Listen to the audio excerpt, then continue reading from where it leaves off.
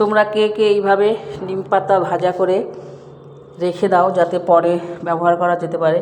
তো আমাদের পাশের বাড়ি একটা নিম গাছ ছিল, সেই নিম গাছ থেকে পাতাগুলো পেড়ে এনে যে কচি কচি পাতাগুলো এইভাবে ভেজে আমি রেখে দিচ্ছি। তো এটা ভেজে রেখে দিলে অনেক দিন পর্যন্ত খাওয়া যায়। এবং ভেজে রাখা থাকলে কখনো এটা শুধু খাওয়া যায়, কখনো বেগুন দিয়ে খাওয়া যায়, কখনো শিম দিয়ে ভাজা করে খাওয়া যায়, আবার কখনো আলুর সঙ্গে ভাজা করেও খাওয়া যায়। তো তোমরা কারা এইভাবে নিম পাতা ভেজে স্টোর করে রাখো সেটা কমেন্ট বক্সে জানিও। আর দেখো নিম পাতাগুলো আমি এখন ভেজে নিয়ে একটা জায়গায় কন্টেনারে করে রেখে দেবো। রেখে দিলে এটা অনেক দিন খাওয়া যাবে।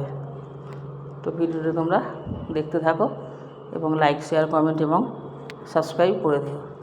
তো নিম পাতা তো শরীরের জন্য ভালো, প্রত্যেকের খাওয়া উচিত। তো তোমরা এইভাবে নিম পাতা খেয়ে দেখবে, ভালো লাগবে এবং শরীরের জন্যও ভালো। তো কমেন্ট বক্সে জানিও কারা কারা এইভাবে নিম পাতা স্টোর করে রাখো খাওয়ার জন্য।